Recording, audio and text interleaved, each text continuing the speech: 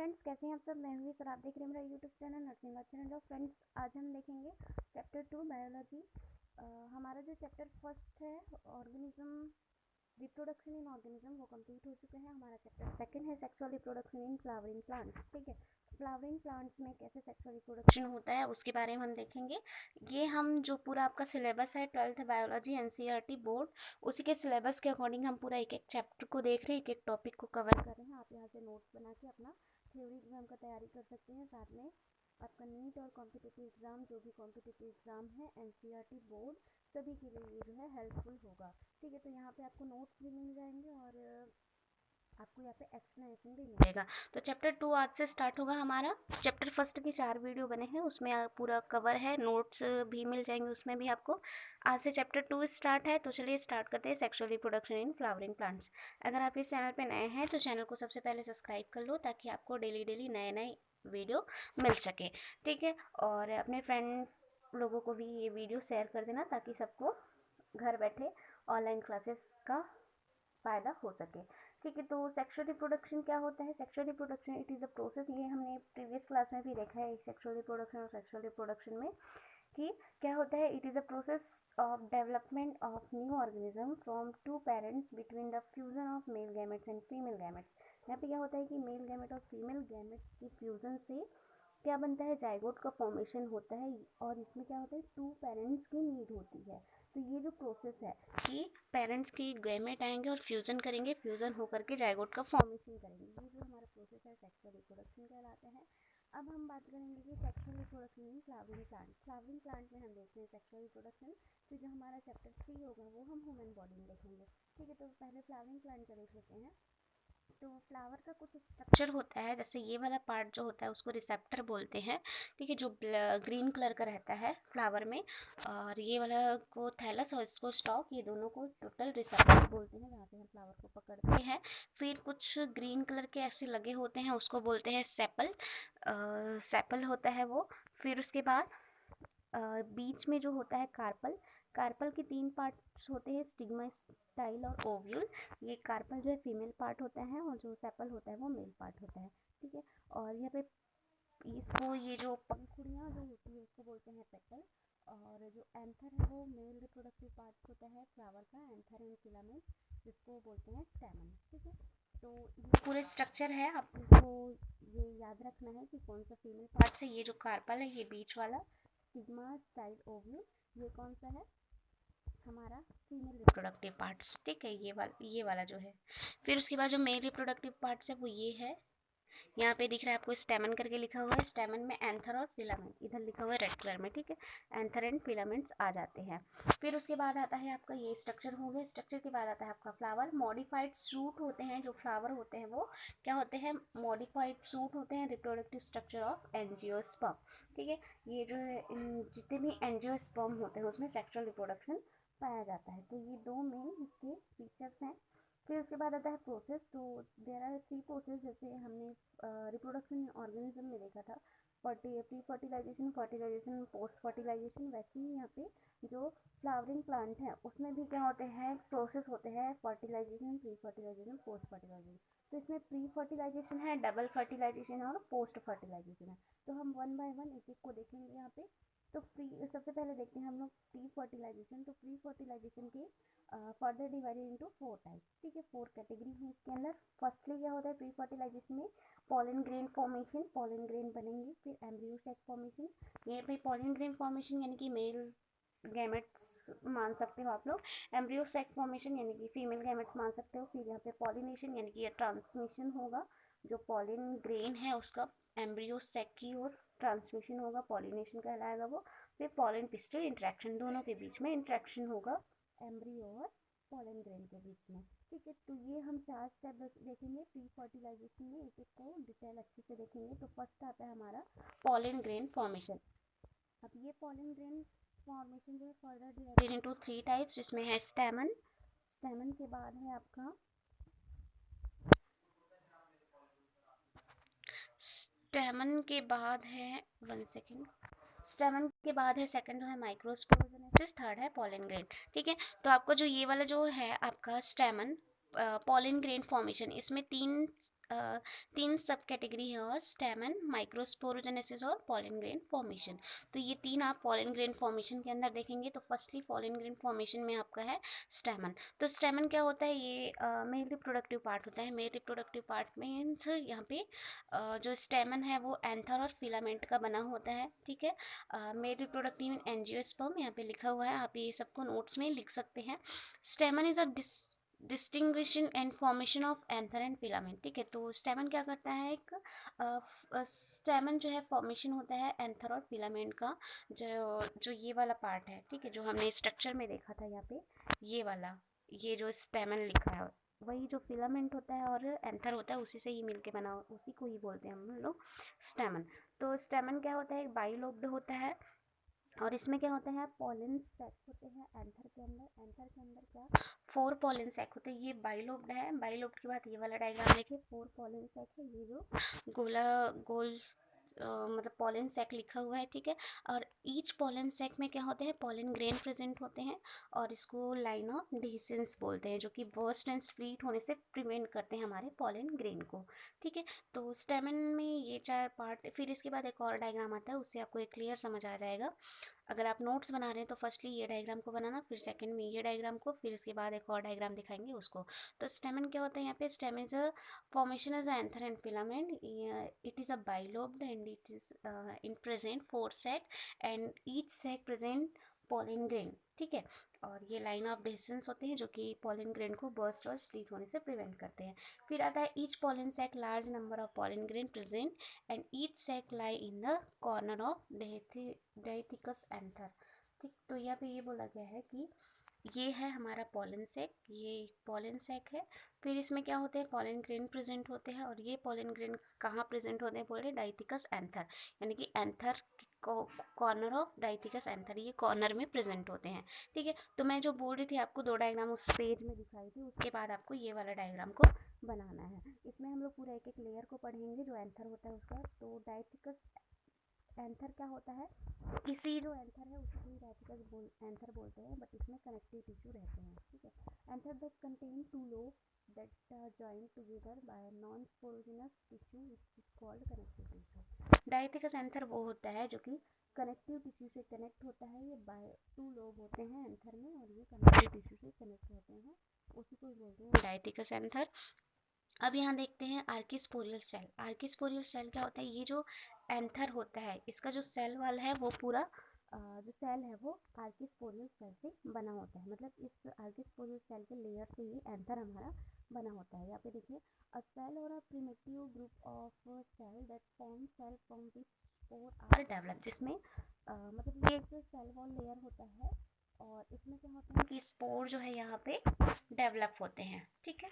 तो यहाँ पे स्पोर जो है डेवलप होंगे, ये आर्किस्पोरियल सेल का लेयर होता है हमारा ये एंथर का। फिर आता है आर्किस्पोरियल सेल के 2 टाइप्स होते हैं। तो first is a primary partial cell, second is a primary sporogenous cell. तो जो प्राइमरी पार्शियल सेल है वो डिवाइड होकर एंथर का बॉल बनाते हैं। मैंने पहले ही बताया कि ये जो पूरा एंथर है वो आर्किस्पोरियल सेल का बना होता है।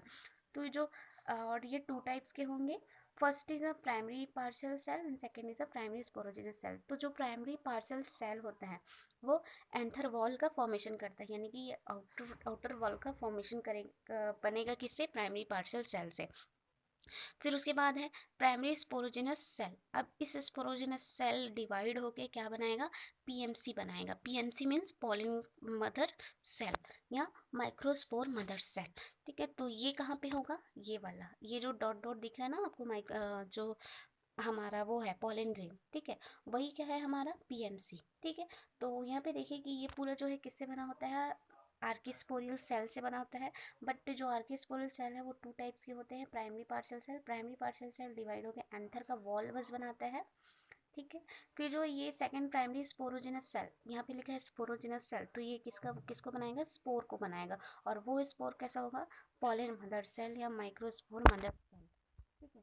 फिर उसके बाद microspore is surrounded by 4 layer of cell. फिर ये जो माइक्रोस्पोर सेल है, पीएमसी है, पोलन मदर सेल है, यहाँ पे देखिए पीएमसी इसको बोला गया है। तो ये 4 लेयर से सराउंडेड होते हैं, यहाँ पे ये 4 लेयर बना हुआ है, 1 2 3 4, ठीक है। तो ये 4 लेयर है, 2 ब्लैक रेड है और 2 ब्लैक लेयर है, ठीक है। 4 लेयर के अंदर में क्या होता है हमारा पीएमसी पॉलिन मदर सेल, तो उसी को बोलते हैं माइक्रोस्पोर मदर सेल। ठीक, इसका 4 लेयर को देख लेते हैं कि कौन कौन सा है ये। तो फर्स्ट इज एपिडर्मिस जो कि आउटर लेयर होता है, और ये प्रोटेक्टिव लेयर होता है, सिंगल लेयर होता है, ठीक है। आउटर जो भी होगा उससे प्रोटेक्ट करेगा। फिर उसके बाद आता है एंडोथेलियम। एंडोथेलियम भी सिंगल लेयर होता है, सेकेंड सिंगल लेयर होता है। इट हैज़ एंथर डिहिसेंस, यानी कि जो भी एंथर में जो डिहिसेंस यानी कि जो पॉलन ग्रेन है वो बर्स्ट हो जाएगा, स्प्लिट हो जाएगा, उसको प्रिवेंट करेगा एंडोथेलियम। और फिर जो मिडिल लेयर है आपका वो degenerate at the time of maturity. Maturity के टाइम में ये जो ब्लैक वाला मिडिल लेयर है वो क्या होता है, डीजनरेट होने लगते हैं। And last one layer is a टेप्टम, जो कि नरिशमेंट प्रोवाइड करता है हमारे माइक्रोस्पोर को, ठीक है। तो ये 4 इसका मेन फंक्शन है ये सारे लेयर का। आपकी बुक में ये जो है बहुत सारे लिखा होगा, बट यहाँ से आप इजीली समझ के आप लिख सकते हैं कि जो फर्स्ट जो एपिडर्मिस लेयर होता है वो आउटर लेयर होता है, सिंगल लेयर होता है और प्रोटेक्टिव फंक्शन होता है इसका। फिर जो एंडोथेलियम होता है वो डेहिसेंस यानी कि जो स्प्लिट और बर्स्ट हो जाते हैं जो माइक्रो स्पोर, उससे प्रिवेंट करता है। मिडिल लेयर जो है डीजनरेटिव का काम करता है, डीजनरेट हो जाता है मैच्योरिटी के टाइम पे। एंड जो पेप्टम होता है वो नरिश करता है हमारे माइक्रोस्पोर पॉलिन मदर सेल को, ठीक है। तो ये हमारा कंप्लीट इसका हुआ सेवन का। फिर आता है हमारा माइक्रोस्पोरोजेनेसिस। अब हमारे बीच में माइक्रोस्पोर है, पीएमसी है, पॉलिन मदर सेल ये वाला, ठीक है। इस डायग्राम के जो अंदर है ये इसके बारे में पढ़ेंगे कि ये फॉर्मेशन कैसे होते हैं, और ये इसके फॉर्मेशन होने के प्रोसेस को माइक्रोस्पोरोजेनेसिस बोला जाता है, ठीक है। तो यहाँ पे it is the process of formation and the differentiation of microspore from microspore mother cell और PMC by the reproductional division is called as a microsporogenesis. तो यहाँ पे क्या बोला गया है कि एक प्रोसेस है formation and differentiation of a microspore from microspore mother cell. यहाँ पे क्या है पीएमसी पॉलिन मदर सेल, इसी को बोलते हैं माइक्रोस्पोर मदर सेल से ही हमारा किसका बनना, किसका फॉर्मेशन होना, माइक्रोस्पोर का। माइक्रोस्पोर का फॉर्मेशन होना पीएमसी से, ये जो प्रोसेस है क्या कहलाता है, माइक्रोस्पोरोजेनेसिस। हमारे उस जो स्ट्रक्चर था उसमें ये पॉलन ग्रेन है जिसको हम पीएमसी बोलते हैं, जो पॉलन मदर सेल है या माइक्रोस्पोर मदर सेल है। अब इस माइक्रोस्पोर मदर सेल या पॉलन मदर सेल से क्या बनेगा हमारा माइक्रोस्पोर, ठीक है। तो ये जो प्रोसेस है उसको बोलते हैं माइक्रोस्पोरोजेनेसिस, ठीक है। फिर उसके बाद आता है आपका and the cell of sporogenesis tissue undergo mitotic division to form microspore tetras as the anther mature and dehydrate, then the microspore develop into pollen grain, ठीक है। तो यहाँ पे क्या बोला गया है, ये जो पीएमसी है वो क्या होते हैं, इसमें माइटोटिक डिवीजन होते हैं, ठीक है। माइटोटिक डिवीजन होने के बाद ये माइक्रोस्पोर टेट्रास फॉर्म करते हैं, ये माइक्रोस्पोर टेट्रास फॉर्म करते हैं as a anther mature and dehydrate. जब एंथर का होते हैं, मैच्योर होते हैं, डिहाइड्रेट होते हैं, फिर ये पॉलन ग्रेन का डेवलपमेंट होता है। तो यहाँ पे सबसे पहले ये जो हमारा पीएमसी है ये इसके अंदर क्या होता है, माइटोटिक डिवीजन होगा। माइटोटिक डिवीजन होने के बाद ये टेट्राड जो माइक्रोस्पोर का फॉर्मेशन करेगा, टेट्राड पॉलन ग्रेन, ये हमारा माइक्रोस्पोर है, ठीक है। अब यहाँ से माइटोटिक डिवीजन से हमको क्या मिलेंगे, टेट्राड और पॉलन मिलेंगे, ठीक है। और ये सेपरेट हो जाएंगे, तो ये सेपरेट होकर के पॉलन ग्रेन का फॉर्मेशन कर लेंगे। यहाँ पे हमको पीएमसी है, पीएमसी से हमारा माइटोटिक डिवीजन हुआ, माइटोटिक डिवीजन होने के बाद हमको टेट्राड पॉलिन मिले। अब ये जो इसका लेयर है वो सेपरेटली होकर के ये डिफरेंट डिफरेंट पॉलिन ग्रेन हमको मिल जाएंगे, ठीक है। तो ये जो प्रोसेस है यहाँ से जो पीएमसी से पॉलिन ग्रेन का फॉर्मेशन या माइक्रोस्पोर का फॉर्मेशन, ये माइक्रोस्पोरोजेनेसिस कहलाता है। फिर उसके बाद आता है हमारा थर्ड स्टेप जो कि है पॉलिन ग्रेन। फिर आपका जो फॉर्मेशन ऑफ पॉलन ग्रेन है वो प्री फर्टिलाइजेशन का फर्स्ट स्टेप वो कंप्लीट हो जाएगा। तो पॉलन ग्रेन थर्ड है पॉलन ग्रेन। तो it is a mail gametophyte. ये क्या होता है, मेल गेमेटोफाइट होता है, हम लोग इसके बारे में पढ़ रहे हैं, ठीक है। ये पॉलन ग्रेन हमारा मिल गया। अब इसके बारे में पढ़ रहे हैं कि ये क्या होता है, इस मेल गेमेटोफाइट होता है made up of 2 layer, 2 layer का बना होता है पॉलन ग्रेन हमारा। कौन कौन से लेयर, एक्साइन और इंटाइन, ठीक है। एक्साइन और इंटाइन 2 लेयर के बने होते हैं। उसके बाद ये है हमारा पॉलन ग्रेन, ठीक है। ये हमारा पॉलन ग्रेन है, ये एक्साइन और इंटाइन 2 लेयर के बने हुए हैं, ठीक है। इसके बारे में इधर पढ़ लेते हैं फिर बताएंगे उसको। तो एक्साइन और इंटाइन 2 लेयर के बने होते हैं, ये आउटर लेयर होता है, ये इंटरनल लेयर होता है, ठीक है। तो जो एक्सटर्नल लेयर होता है वो थिक होता है, स्मूथ होता है और मेड अप ऑफ स्पोरोपोलिनिन। अब स्पोरोपोलिनिन क्या होता है कि जो देखिए एक बार और कि एक्साइन जो है थिक होगा, इंटाइन जो है थिन होगा, और ये स्मूथ होगा और ये कंटिन्यूस लेयर होगा, मेड अप ऑफ स्पोरोपोलिनिन, और ये मेड अप ऑफ पेक्टिनिन और सेल्यूलोज, ठीक है। तो यहाँ पे जो हमारा एग्जाइम है वो ठीक होगा, स्मूथ होगा और स्पोरोपोलिन से बनेगा। और इंटाइन वाला जो लेयर है वो थीन होगा, कंटिन्यूस लेयर होगा और पैक्टिन और सेलुलोज से बना होता है। अब यहाँ पे देखिए स्पोरोपोलिन होता क्या है। ये क्या करता है, इसका रेजिस्टेंस होता है बायोलॉजिकल एंड डिस्कम्पोजिशन, मैकेनिकल डिस्कम्पोजिशन से ये प्रिवेंट करता है। ठीक है, ये जो स्पोर का लेयर है, एग्जाम लेयर स्पोरोपोलिन का बना होता है और ये क्या करता है, जो भी रेजिस्टेंस वगैरह आते हैं उसको ये प्रिवेंट करे, केमिकल बायोलॉजिकल बायोमैकेनिकल जो भी फंक्शन होते हैं उससे प्रिवेंट करता है स्पोर को। ठीक है, ये वाला लेयर जो है यहाँ पे देखिए उसके बारे में कुछ लिखा हुआ है।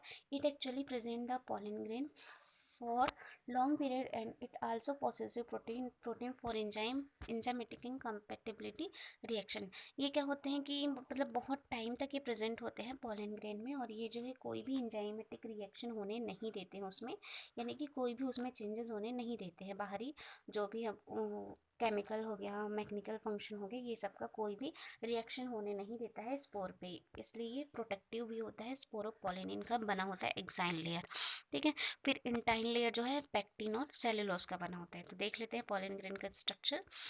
तो ये है हमारा पॉलन ग्रेन स्ट्रक्चर। इसमें दो सेल होते हैं, ये वाला जो है बड़ा वाला जो है ये दो भाग में डिवाइडेड है, एक शॉर्ट छोटे स्मॉल है और एक लॉन्ग है। ठीक है, मतलब बड़ा है। तो ये जो बड़ा वाला पार्ट को वेजिटेटिव सेल बोलते हैं, ये वाला को वेजिटेटिव सेल बोलते हैं और ये वाला को जेनरेटिव सेल बोलते हैं। ठीक है, तो यहाँ पे एक और चीज़, ये जो है इसका न्यूक्लियस है, ये बीच वाला, और ये इसका न्यूक्लियस है। साथ में यहाँ पे साइटोप्लाज्म भरे होते हैं। ठीक है, तो ये जो साइटोप्लाज्म है वो पॉलन ग्रेन का जो साइटोप्लाज्म होता है rich in oil and starch, इसमें बहुत ज़्यादा चीज़ें हैं, ऑयल और स्टार्च, दो कंपोनेंट्स ये इनका जो साइटोप्लाज्म है वो बना होता है।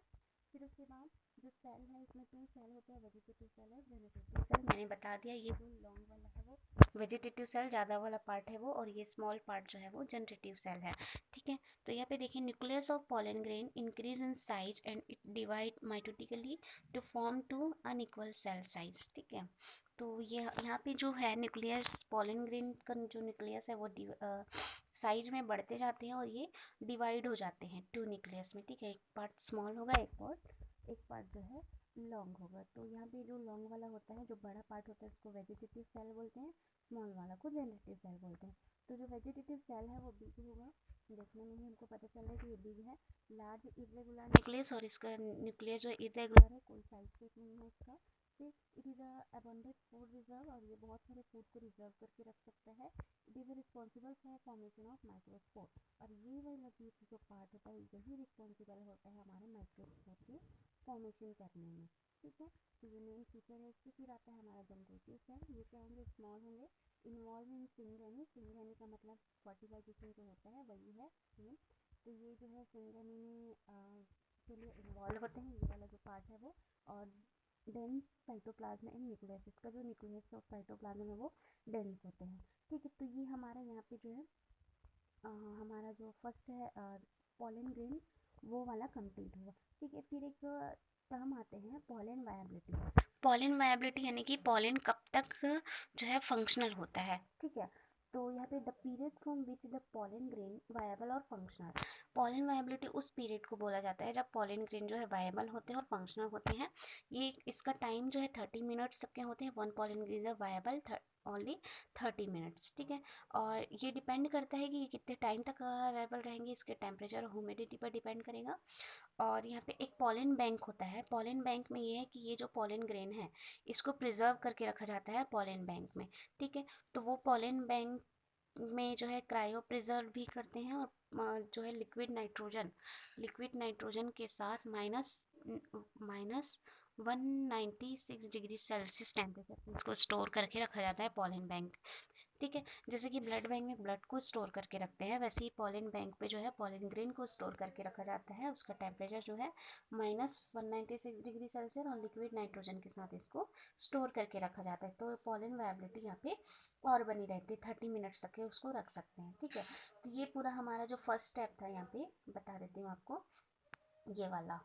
ठीक है, ये प्री फर्टिलाइजेशन के अंदर पॉलन ग्रेन फॉर्मेशन था। इसके अंदर हमने देखा स्टेमन, माइक्रोस्पोरोजेनेसिस और पॉलन ग्रेन, 3 स्टेप देखे इसके अंदर। तो ये वाला कंप्लीट हुआ। अब देखेंगे हम लोग एम्ब्रियो सैक फॉर्मेशन। तो एम्ब्रियो सैक फॉर्मेशन क्या होता है उसको देखते हैं। तो ये ठीक है।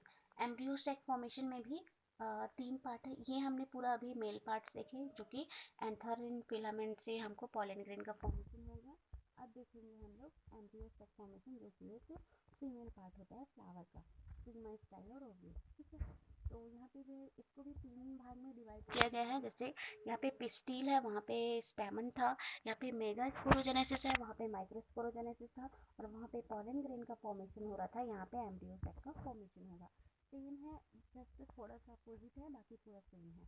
ठीक है, तो फर्स्ट क्या होता है पिस्टिल। पिस्टिल क्या होता है, जो कार्पल होता है। ठीक है, सिग्मा, स्टाइल, ओव्यूल, ये पूरा को क्या बोलते हैं, कार्पल। ठीक है, तो उसी को भी पिस्टिल भी बोलते हैं। और ये फीमेल रिप्रोडक्टिव ऑर्गन होता है जो कार्पल होता है, पिस्टिल होता है वो। ठीक, तो यहाँ पे देख लेते हैं हम लोग इसका स्ट्रक्चर। तो ये सिग्मा है, स्टाइल, ओव्यूल और ये ओवरी। ठीक है, ओवरी के अंदर होता है ओव्यूल। तो फिर जो स्टिग्मा होता है वो क्या होता है, receive pollen grain, that receive pollen grain को रिसीव करने में हेल्प करता है। स्टाइल जो क्या होता है, इसका मीडियम होता है या एक स्टॉक होता है जो कि कनेक्ट करके रखता है किसको, स्टिग्मा और ओवरी को कनेक्ट करने वाला स्टॉक होता है स्टाइल जो है। ओवरी क्या होता है, it contain 1 to 7 ovule. Ovary के अंदर एक से ज़्यादा क्या होते हैं, ओव्यूल प्रेजेंट रहते हैं। तो ये इसके एक एक पार्ट का है, आप इसको अलग से हेडिंग डाल के इस जो लिखा हुआ है यहाँ पे ब्लैक कलर में, इसको आप लिख सकते हैं। तो फिर उसके बाद आता है ये। अब हमने इसको देख लिया पिस्टिल का कार्पल का स्ट्रक्चर, जैसे हमने एंथर और फिलामेंट को देखा था स्टेमन के अंदर, वैसे ही हमने यहाँ पे पिस्टिल को देख लिया है। फर्स्ट इसका जो डायग्राम है उसको, ठीक है, ये वाला। अब इसके बाद आता है हमारा यहाँ से ये वाला डायग्राम। ठीक है, मैंने वहाँ पे भी 3 डायग्राम बनाए बताए थे, यहाँ पे भी 3 डायग्राम है हमारा। ठीक है, तो ये वाला पार्ट्स आप डायग्राम आपको बुक में भी मिल जाएंगे, बट यहाँ पे आपको अच्छे से क्लियर आ जाएगा। बुक में थोड़ा उल्टा बना होगा ये, तो इसके भी पार्ट्स होते हैं। यहाँ पे जो ओव्यूल है ये वाला पार्ट, उसी का ही ये पूरा स्ट्रक्चर है, मेन स्ट्रक्चर। तो ये एक्चुअल में होता कैसे है उसके अंदर। ठीक है, तो इसमें कुछ कुछ पार्ट्स होते हैं, जैसे हाइलम हो गए, स्फेनिकल हो गए, ओव्यूल हो गए, और यहाँ पे इंटीग्यूमेंट्स होंगे, इनर एंड आउटर, माइक्रोपाइला और कैराटल होंगे। इतने सारे इसमें पार्ट्स होते हैं। साथ में इसमें न्यूक्लियस और एम्ब्रियो भी, एम्ब्रियो सेक प्रेजेंट होते हैं। तो यहाँ पे देख लेते हैं कि कौन कौन सा पार्ट क्या है। तो हाइलम, हाइलम क्या होता है, this is the point of attachment of the funicle to the ovule. Hilum ये वाला जो पार्ट है उसको बोला गया है, ये वाला। ठीक है, ये क्या होते हैं, फ्यूनिकल और ओव्यूल को कनेक्ट करके रखता है। फ्यूनिकल और ओव्यूल को क्या करके रखता है, अटैच करके रखता है हाइलम। फिर उसके बाद आता है सेकंड जो है funicle, that contain ovary to placenta. ये वाला जो पार्ट है यहाँ पे फ्यूनिकल, ठीक है, ये फ्यूनिकल जो है क्या करता है, कनेक्ट करता है ओवरी को प्लेसेंटा से। ये हमारा जो ओवरी है इसको यहाँ पे प्लेसेंटा से कनेक्ट करता है। प्लेसेंटा क्या होता है, जो नरिशमेंट प्रोवाइड करता है हमारे लिए पूरा एम्ब्रियो सेक को। एम्ब्रियो सेक के बाद जो जाइगोट से फर्टिलाइजेशन होने के बाद जो हमारा जाइगोट बनेगा उसको भी ये नरिशमेंट प्रोवाइड करता है, प्लेसेंटा उसको बोलते हैं। ठीक है, फिर आता है ओव्यूल। ओव्यूल क्या होता है, मेगास्पोरोजेनेसिस और megasporium, that is surrounded by the integument. ठीक है, तो ये यहाँ ओव्यूल, ओव्यूल ये वाला को बोलते हैं। यहाँ पे जो होता है उसको, ये क्या होते हैं, मेगा स्पोर होते हैं किस, और इसके चारों जो है इंटीग्मेंट प्रेजेंट होते हैं। यहाँ पे डायग्राम में दिख रहा है आपको, ये आउटर इंटीग्मेंट है और ये वाला इनर इंटीग्मेंट है।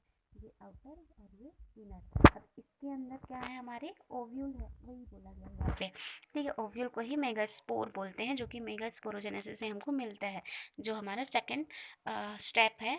जैसे हमने वहाँ पे माइक्रोस्पोरोजेनेसिस देखा था, वैसे यहाँ पे मेगा स्पोरोजेनेसिस देखेंगे यहाँ पे।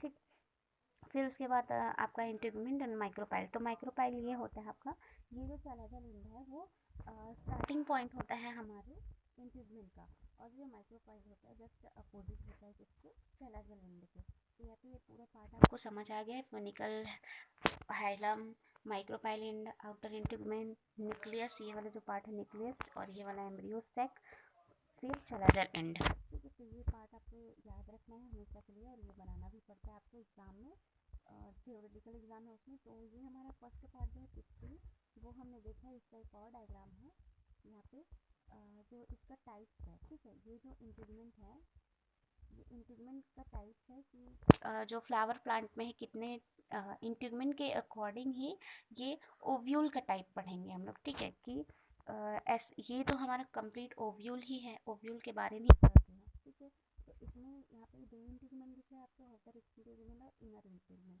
ऐसे कुछ ओव्यूल ऐसे होते हैं जिसमें इंटीग्यूमेंट प्रेजेंट ही नहीं होता, और कुछ इंटीग्यूमेंट होते हैं जिसमें एक इंटीग्यूमेंट प्रेजेंट होता है, और कुछ ओव्यूल ऐसे होते हैं जिसमें 3 इंटीग्यूमेंट प्रेजेंट होते हैं। तो यहाँ पे हमारा 2 इंटीग्यूमेंट है, आउटर और इनर। वैसे ही इसी के अकॉर्डिंग जो ओव्यूल को टाइप्स बनाया गया है इसका इंटीग्यूमेंट के according. Type of ovule on the basis of integument. तो फर्स्टली है यूनिटेगमिक। यूनिटेगमिक यानी कि ओव्यूल विथ 1 इंटीग्यूमेंट। यहाँ पे डाइकोट्स जो प्लांट होते हैं उसमें ये पाया जाता है कि इसमें क्या होंगे, एक ही इंटीग्यूमेंट होंगे ओव्यूल में। फिर बाइटेगमिक यानी कि ovule with 2 integument. Tritegmic means ovule with 3 टेगमिक।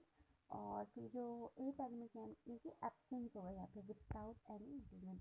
Ovule without any integument. ठीक है, तो ये हमारा है, ये यहाँ पे एग्जाम्पल्स भी दिए हुए हैं इसके।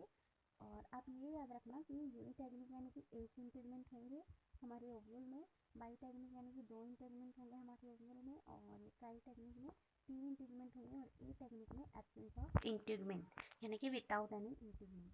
ठीक है, तो ये हुआ हमारा क्या कंप्लीट हुआ यहाँ पे हमारा ये जो फर्स्ट था पिक्चर कार्बन। ये अब देखेंगे हम लोग मेगास्पोरोजेनेसिस। तो मेगास्पोरोजेनेसिस क्या होता है, मैंने पहले ही बताया, जैसे कि माइक्रोस्पोरोजेनेसिस में हमको माइक्रोस्पोर मिल रहे थे, वहीं से हमको मेगास्पोरोजेनेसिस से हमको मेगास्पोर मिलेंगे। वहाँ पे पीएमसी पढ़ा था हमने, पीएमसी पॉलिन मदर सेल, यहाँ पे हम एमएमसी पढ़ेंगे। मेगास्पोर मदर सेल या इसको एमएमसी भी बोलते थे, एमएमसी ना बोल करके इसको पीएमसी ही बोलते हैं, बट ये माइक्रोस्पोर मदर सेल भी होता है। यहाँ पे मेगास्पोर मदर सेल होगा। ठीक है, तो क्या होता है ये megasporogenesis, the process of formation of megaspore from megaspore mother cell MMC is called megasporogenesis. Same वैसी है कि यहाँ पे एमएमसी मेगास्पोर मदर सेल से मेगास्पोर का फॉर्मेशन होना, ये प्रोसेस क्या कहलाएगा, मेगास्पोरोजेनेसिस। ठीक, फिर उसके बाद आता है, तो यहाँ पे पीएमसी जो है, एमएमसी जो है मेगास्पोर मदर सेल है, ये वाला मेगास्पोर मदर सेल। इसमें क्या होंगे, माइटोसिस डिवीजन होंगे और 4 मेगास्पोर का फॉर्मेशन करेंगे। ये एमएमसी जो है माइटोटिस डिवीजन होने के बाद यहाँ पे 4 मेगास्पोर बनाएगा। अब ये 4 मेगास्पोर में 3 मेगास्पोर जो है डिजनरेटिव हो जाएंगे, और जो फर्स्ट मेगास्पोर है वही फंक्शनल होंगे, वही आगे न्यूक्लियस का और एम्ब्रियो सैक का फॉर्मेशन करेगा। ठीक है, तो यहाँ पे हमको जो है एमएमसी की डिवीजन होने के बाद, मेगास्पोर मदर सेल के डिवीजन होने के बाद 4 मेगास्पोर मिलेंगे, और ये 4 मेगास्पोर जो है 3 जो है डिजनरेटिव हो जाएंगे और एक जो है फंक्शनल रहेंगे। ठीक है, तो और ये जो फंक्शनल है वही आगे बढ़ेंगे, और ये 3 जो है डिजनरेट हो जाएंगे यानी कि नष्ट हो जाएंगे।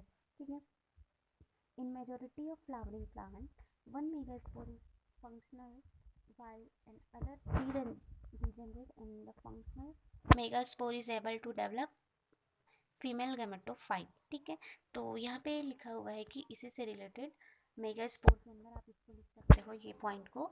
In majority of flowering plant में क्या होता है कि एक मेगास्पोर जो है फंक्शनल होता है, एंड 3 जो है डिजनरेट होता है, एंड जो फंक्शनल रहता है वही एबल होता है डेवलप करने में, फीमेल गैमेटोफाइट का डेवलप करने में एबल होता है।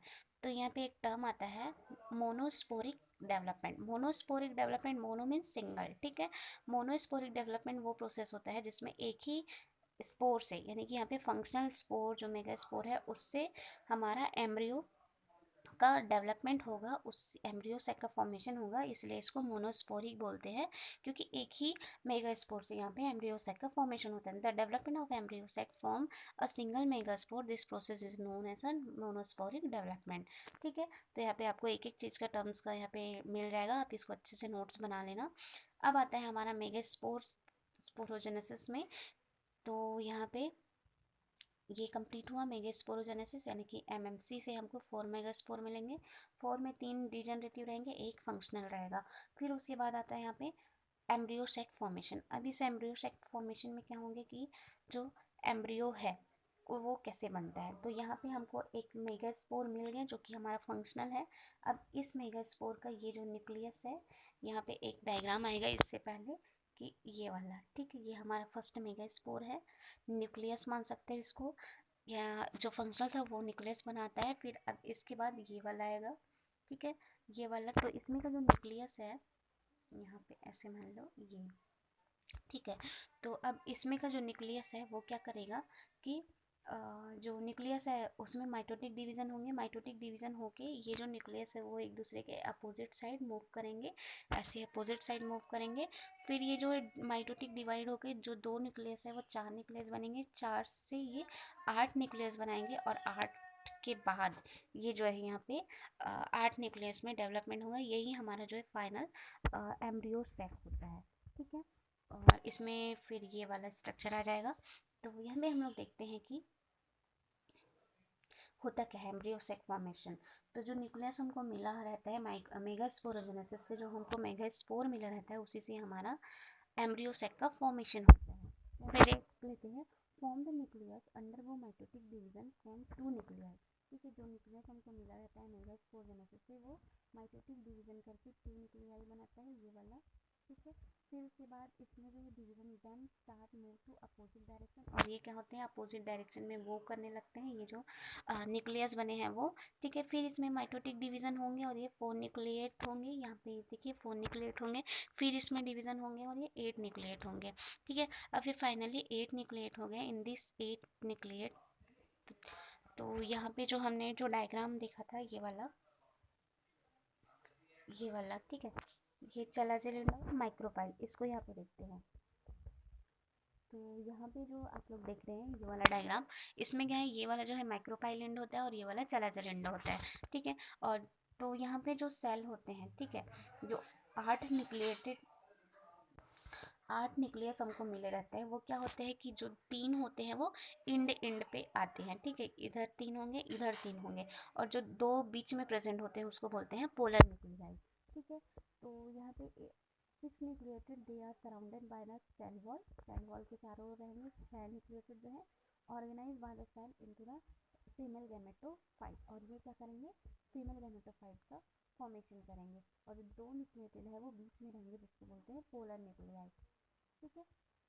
तो यहाँ पे एक बात आती है आप लोग की कॉम्पिटिटिव एग्जाम में कि जो यहाँ पे जो एम्ब्रियोसेक फॉर्मेशन है उसमें कितने न्यूक्लियस और कितने सेल प्रेजेंट होते हैं। तो यहाँ पे जो है आपका ये वाला डायग्राम है, इसके बाद ये वाला डायग्राम आएगा, तो इसको पहले देख लेते हैं। तो यहाँ पे जस्ट उल्टा हो गया है कि इधर चैलेजल एंड बना हुआ है और इधर ये वाला, ठीक है, माइक्रोपाइल पोर्शन। तो यहाँ पे जो आपका ये वाला माइक्रोपाइल पोर्शन है, इसके ये जो 2 होते हैं उसको बोलते हैं सिनर्जिड बोलते हैं, और इसके ऊपर जो होता है उसको एग बोलते हैं, और ये वाला जो है बीच वाला होता है जो कि एक सेल के अंदर होता है, जिसको बोलते हैं सेंट्रल सेल, और इसके अंदर प्रेजेंट होता है उसको पोलर न्यूक्लियाई बोलते हैं, और ये वाला जो है हमारा चलाजल एंड वाला पार्ट है, ठीक है। तो यहाँ पे क्या होते हैं, और ये माइक्रोपाइल एंड होता है। तो यहाँ पे देखिए आप लोग यहाँ पे देखते हैं कि 8 न्यूक्लियस हुए हैं, 8 न्यूक्लियस में 3 इधर है 3 इधर है, वैसे ही यहाँ पे 3 इधर है और 3 इस साइड में है, ठीक है। तो यहाँ पे जो 2 न्यूक्लियस है वो पोलर न्यूक्लियस होते हैं, लेकिन ये जो पोलर न्यूक्लियस है वो एक ही सेल के अंदर प्रेजेंट होते हैं। तो यहाँ पे सेल जो है हमारा 7 होगा, न्यूक्लियस जो है 8 होंगे, क्योंकि 1 2 3 4 5 6 और ये 7 सेल हुए।